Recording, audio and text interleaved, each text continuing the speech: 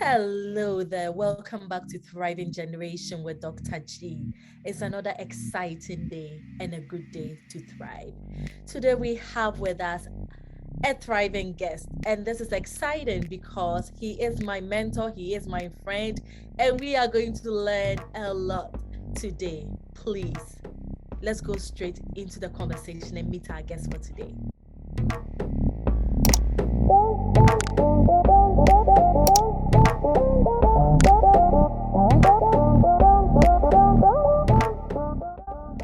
Uncle Fee or Dr. No. Fee? Which one should we go with? Dr. Fee, Uncle Fee, Professor Fee? Whichever one you feel comfortable, I'm okay with it. Because I call you Uncle Fee, I will go with Uncle Fee. Still That's recognizing fine. that you are Dr. Fee. Is that okay? That's okay with me. Uncle Fee, please introduce yourself to the thriving generation. Well, so my name is Dr. Felix Amissah, officially.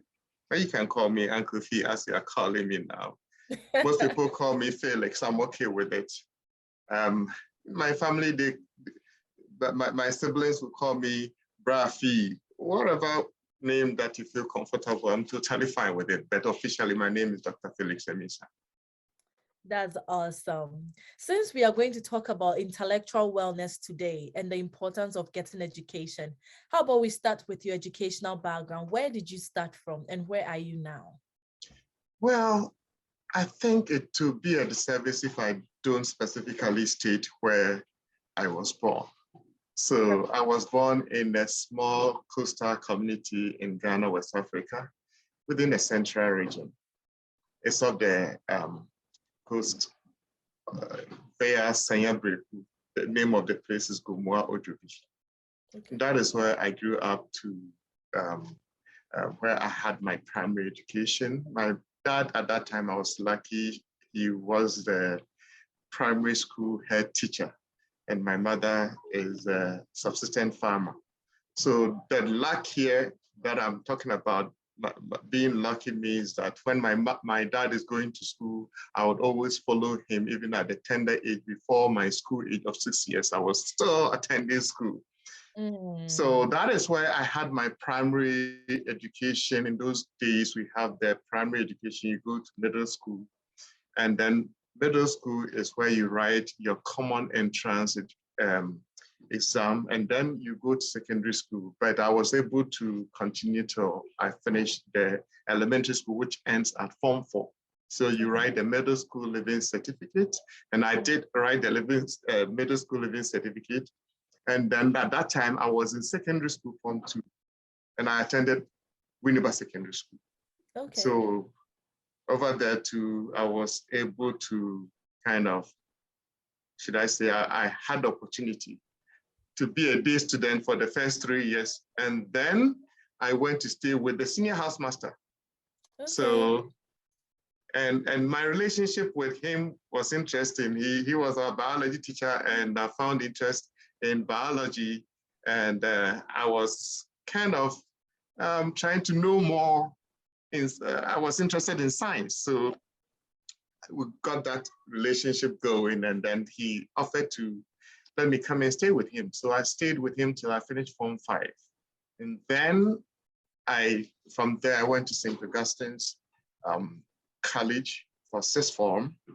And after my sixth form, I entered into the pharmacy program at University of Science and Technology. Finished University of the pharmacy program in the year 2000. And I was called to become a TA. So I was a teaching assistant for 1 year, and then I started my master's in pharmacology at the Department of Pharmacology, the Faculty of Pharmacy, College of Health Sciences. Mm-hmm. Afterwards, I was offered the opportunity to teach. I taught for 2 years as a lecturer, and then I had the opportunity to come and study at Florida A&M University. So that's where I did my postgraduate in cancer research. So it's more of pharmacology and toxicology. And afterwards, I resumed my position at Tech, but I got back here to continue with research because part of the work that we did earned a grant, and I had expertise to work on it. So I became a postdoc in my former institution, that is Florida A&M University, for 2 years. And eventually, I was able to get opportunity to come and be an assistant professor at Ferry State University, where I am now as an associate professor of pharmacology. It is a lengthy journey. It's worth it. It's worth listening to. I mean, it's worth it. So beginning, you did mention that you grew up in a village in Ghana. Correct. Did you always see the end like this? Did you always wanted to be a professor? Is this the path you had in mind? Your dream was to be a pharmacology professor?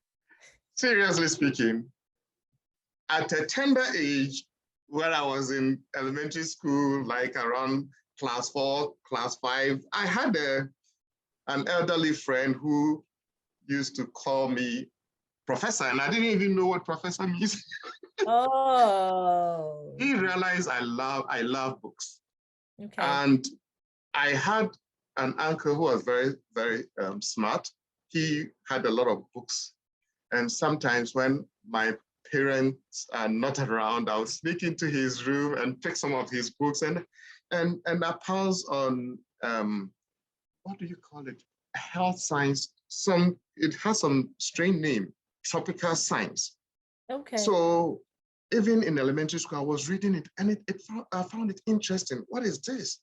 So I had some idea what I want to do. I knew I wanted to kind of upgrade my education, know more, learn more about things like that. So even at tender age, I love that. And I didn't like farming at that time. And so I'll prefer to do more reading than going to the farm. But it might interest you that when I was in secondary school, I had to come home and then do some farming to earn some money to go and continue my education. So it's kind of interesting, yeah. Okay, that's interesting, really, really interesting. At a tender age, you are reading science book. Right. I am old and I still don't like science books, so that is trouble. But there are people who do not know what they want to do in life, choosing careers and all that. And when we hear of professors, we get a little bit, I don't want to say scared, but wow, he's a professor. He has what? A PhD, associate professor. I mean, take us through the journey. How has it been? Okay. And then when I say the journey, I want us to have a genuine perspective, the successes involved in the journey to get into this higher level in education, and then the challenges. We want to give people the clear view, okay, so that if I want to be a professor in the future, I know that realistically, this is how much work I have to put in. And then, if I do put in the work, these are the benefits I may reap. Can you help us with that? Yeah, the journey, as I stated earlier on, it's been a long journey. It's been quite a lot of fun. The challenges are there, but it depends on where you focus your attention. I must say I've not had it easy. I mean, as I even stated earlier on, somewhere along the line, sometimes you have to pause and then go into doing something to kind of earn some money to back you up so that you'll be able to. But one thing is the positive air that I kept around myself, and being a Christian, I can't ignore God in this. It's always been the grace of God. Yeah. You expect everything to work for you, but it's not always been like that. Sometimes you have to, the road is a little bit winding. Sometimes you get things to work. At another time, you have to improvise. But there's been friends, there have been people, God made a way. Like there are a lot of people who helped in the way. And I cannot take credit for wherever I am, all the credit for me. No, other people really, really invested in my education. People that I don't even know. Sometimes they can kind of back you up, help you, motivate you, you hear some kind words from people. Some people actually invest money into your education, and they do it at free will. So it's not been easy. The major challenges have always been the sleepless night that you have to spend to make sure that, I mean, in the field that I find myself, sometimes the experiments and all those things that you set up in the research lab, how you dedicate yourself to be able to make it work. And the difficulty with some of us is we don't give up easily. So even when it is not working, we want to find out why it's not working. Is there any way we can make it work? And I remember one of my experiment for my postgraduate studies, my PhD, I have to spend 2 days in the lab to make sure that I get the results, because there's no other way of achieving that result without keeping an eye on what is going on and making changes to make sure that it works. Okay. So yeah, those challenges were there, but the joy that comes with the success makes you forget, unless you need to face another challenge and then you go back and think, how did I go through this? Yeah. Is there any experience there that can help me move forward with it? So yeah, the challenges are bitter sometimes, but it helps you to achieve the success. And when you achieve the success, you try to push it at the background a little bit so that you can enjoy the success. Tell us the success. Maybe you are getting millions of dollars so that we all become professors. The millions will come. The millions of dollars will come. And when it comes, we know that there are some places that we don't want to forget. Hey, you don't want to forget where you are coming from. I know your address. I will send you. Yeah, so what are some of the benefits for you as a professor? What makes you happy? What makes you fulfilled in the career you are in? I think that what makes me happy also depends on whether I'm kind of feeding into the motivation that drives me. So at the beginning, the major motivation has always been, how can I use the talent that I have to make a change so that the next generation don't have to face the same challenge? Okay. So at that beginning point, one major challenge that I saw was that it's not been easy, even within my nuclear family. The major challenge is that we are not well to do. Like, it's difficult to come by. So how can I ease that pressure so that people can have it a little bit easier with their education, with the basic needs? So that is one challenge that motivated me to go into like trying to better myself with education, so that at least you can get a better opportunity in life. And if you're able to get a better opportunity in life, then you can help other people to come up. So that motivation has always been a driving force in everything that I do. Even when it comes back to my research, that is one thing I try to do. Is there anything that is existing that we can make it better to solve another problem so that we don't go around the same problem? Yeah. So yeah, that I would say has always been a factor there. I don't know whether I've answered the question correctly, but if not, let me take it again. So I was asking what fulfills you in your work. What makes you happy to do what you are doing? And you are saying that it depends on the challenge that motivates you. I was expecting something like, oh, when I'm grading the students' papers, I'm so happy. Not really, actually. when I'm in hundreds of meetings in the same week, it makes me so happy. No, just kidding. So yeah, what makes me happy is when I see the product of my work. Like, not necessarily a physical product, but if you see a student of yours making it. And I say this, that there's this guy who was my project student when I was at Tech. And this guy was able to get to Harvard, and he's now practicing at one of the top institutions in the US. Okay. That makes me happy that, oh, at least I was able to contribute positively to somebody's life. Okay. And even though I currently work with an undergraduate, basically undergraduate school, you take on somebody in your lab doing a bench work, and you see that the person is progressing, the person is getting to understand the nitty-gritty, or should I say, the details of what they are supposed to know at the background of the research, not just the research itself, but now they are grasping why they are doing what they are doing, and you see the happiness in their lives, and they're able to move on to another level. I mean, what can be more fulfilling than that? Yeah. So those are some of the things that makes me happy. Yeah. Sounds good. It's I can see the smile on your face even as you describe it.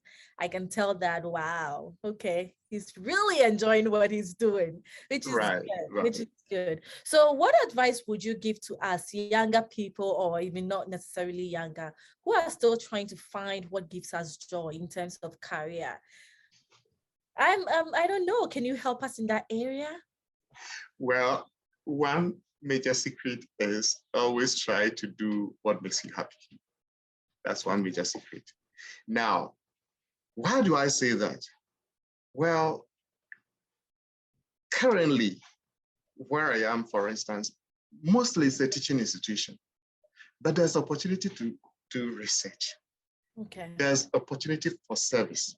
Okay. Now, I don't know, but for some reason, I'm very happy doing research, even though it's a small requirement, but it makes me happy. Like, what about teaching? I love teaching. Not because I like talking. You know me very well that talking is not my business, but I love teaching. Okay. And if you are prepared to do something and what you are doing does not make you happy, it's always a burden. And don't get me wrong, none of these are easy to do. But as long as you enjoy doing it, there's always the motivation to overcome whatever challenge it brings. So always it's good to kind of find joy in what you do. Do what you like. But one other thing too is sometimes in life, we have to do what we are uncomfortable with in order to achieve where we want to get to. So there are exceptions there. So you are doing what you love, you want to do what you enjoy doing. But at some point, the same thing that you are doing requires you to be uncomfortable in order to achieve the end. When you get to that point, you don't run away. You stay strong and face the challenge and make sure to overcome it. Whichever means by which, of course, by genuine means. Overcome it. You don't want to be in trouble, Professor. Right. Oh, okay. Thank you so much for that advice. Okay. Thank you so much. I just want to ask you, as a professor, being in a higher institution, being at a higher level, because you are also in an administrative position, how would you say education, don't be biased though, how important is education in making people get higher in life? What have you observed from your point of view? Well, one thing that I've observed as an educator and as a professor, as a researcher, is that the day you stop learning, that is the end of you, as far as you find yourself in academia. Education has really impacted every aspect of my life. And I keep on referring you back to the long journey of my education. Okay. So basically, I look back and about 30 years of my life has been spent in the education field. Well, is that worth it? So, someone will say, no, it's not worth wasting your time on education, but I think it was worth it. Okay. There were things that I learned that at that time, I thought, why am I doing this? Secondary school, I was learning music as a science student, trying to compose harmonies from melody at Winneba Secondary School. I was learning Fanti. I did Fanti at O level. Okay. Now, one thing I realized is that all of it comes in handy when you are thinking, your thought process. And right now, if I want to write something in fancy, medical terminologies in fancy, for instance, that's an opportunity. But I have that to my credit because I don't have to go back to school to learn how to write my own local language. Okay. So there were things that at that time I was learning. I was like, is this worth it? But at some point, it comes in handy. Okay. So every aspect of the training is worth it. Education has had great impact in my life at every point. And I would say that I'm a lifelong learner. I'm always trying to learn something new. And what does that mean? I keep on educating myself in different fields. Even you talk about me being in partial administration as a chair of department. There are things that I'm still learning because I just took the position. So I need to know certain things in order for me to succeed in what I do. And so there is always a gap that you need to fill. If you don't fill that gap, there's no way you can achieve excellence in what you do. I see what you mean. Yeah. Yeah. And then what I got from that is not just the formal education, like you register for classes and sit in the classroom, but just learning and improving yourself in the area that you want to get to. Exactly. Is that correct? Okay. Most of the education is not even the formal one. The formal one gives you the basic to kind of keep going, but the biggest aspect of it is what you do for yourself. You need to do this, then how do you achieve it? You have the basics because at least you can read and write. But then how do you get the skills that you need to kind of achieve the end? You need to do some learning. And you cannot be in academia and say, I finished learning. Not the same way, you cannot be in research and say, I cannot think. So, I hope you get what I mean. My certificate. I mean, I'm done. I've been awarded a certificate. I'm done. No way. That's the beginning. The certificate is the beginning of your education. I see. Thank you so much. Before we let you go, how about you leave an advice or two for people considering academia, but probably intimidated or looking at how many years they have to spend in educating themselves? They may want to go for a different option. What would you say? What I would say is what I tell myself all the time: never give up. There's no need to be relentless in what you want to achieve. And this I tell myself, but I think it goes for anyone who wants to enter into education. Now, as much as things are easy to come by, what do I mean by that? I remember when I was doing my research at Tech, pharmacology, there were a lot of things that were so difficult to get, even papers.